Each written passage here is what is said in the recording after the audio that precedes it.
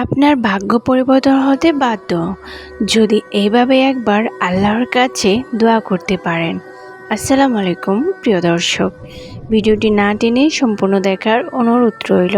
ভাগ্য পরিবর্তন আসলে কি? একটা বিষয় পরিষ্কার করে নেওয়া দরকার। দোয়া এমন কোনো জাদু না যা সঙ্গে সঙ্গে সব কিছু বদলে দেবে, কিন্তু দোয়া এমন একটি ইবাদত যা আপনার জন্য আল্লাহর দরজা খুলে দেয়। আমাদের প্রিয় নবী হযরত মুহাম্মদ সাল্লাল্লাহু আলাইহি ওয়াসাল্লাম শিখিয়েছেন, দোয়া মুমিনদের সবচেয়ে শক্তিশালী অস্ত্র। তাহলে কিভাবে দোয়া করবেন?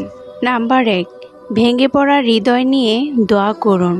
যখন আপনি সত্যিই অসহায় অনুভব করবেন, তখন আপনার দোয়া সবচেয়ে বেশি আন্তরিক হয়।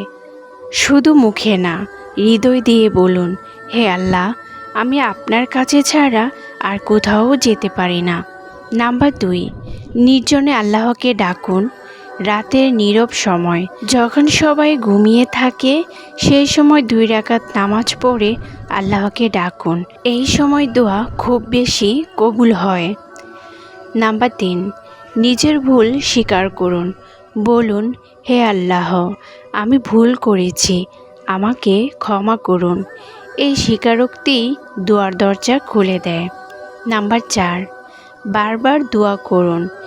একবার চেয়ে থেমে যাবেন না। আল্লাহ পছন্দ করেন যে বান্দা বারবার তার কাছে চায়। নাম্বার 5, দৃঢ় বিশ্বাস রাখুন। সবচেয়ে গুরুত্বপূর্ণ, আল্লাহ অবশ্যই আমার দোয়া কবুল করবেন, এই বিশ্বাস নিয়ে দোয়া করুন। অনেক সময় আমরা চাই সব কিছু আমাদের ইচ্ছে মতো হোক, কিন্তু আল্লাহ জানেন কোনটা আমাদের জন্য ভালো। তাই কখনো দেরি হয়, কিন্তু ভুল হয় না।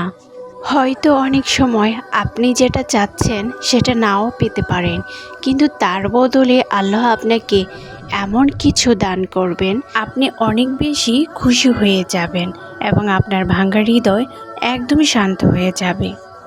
সর্বশেষ বলতে চাই, আজ যদি সত্যি আপনি পরিবর্তন চান, তাহলে একবার মন থেকে আল্লাহকে ডাকুন। কাঁদতে পারলে কাঁদুন, না পারলে অন্তরের ভেতর থেকে বলুন, হে আল্লাহ, আমাকে বদলে দিন। হয়তো আপনিও বুঝতেও পারবেন না কিভাবে ধীরে ধীরে আপনার জীবন বদলে যেতে শুরু করেছে। কারণ ভাগ্য তখনই বদলায় যখন মানুষ সত্যিকার অর্থে আল্লাহর দিকে ফিরে আসে। আলমজ্ঞান বলেন, মৃত ব্যক্তিরা সাদাকার কথা বলবে, কারণ তারা সাদাকা প্রদানের ফলাফল তাদের মৃত্যুর পর দেখতে পাবে। তুমি তো বেঁচে আছো, চাইলেই গুরুত্বপূর্ণ এই সাদাকার কাজটি তুমি এই কথাগুলো ছড়িয়ে দিয়ে মাত্র 10 সেকেন্ড সময় ব্যয় করতে পারো। যদি তোমার উদ্দেশ্য হয় এর মাধ্যমে মানুষকে উপদেশ প্রদান করা, কারণ উত্তম কথা হলো এক ধরনের সাদাকা। তাই সওয়াবের আশায় হলেও ভিডিওটি বেশি বেশি অন্যদের মাঝে শেয়ার করে দেন। সবাইকে ধন্যবাদ। আল্লাহ হাফিজ।